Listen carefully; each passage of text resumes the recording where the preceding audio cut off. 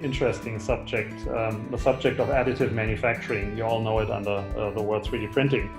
And 3D printing industrial 3D printing has the potential to dramatically disrupt how we build objects.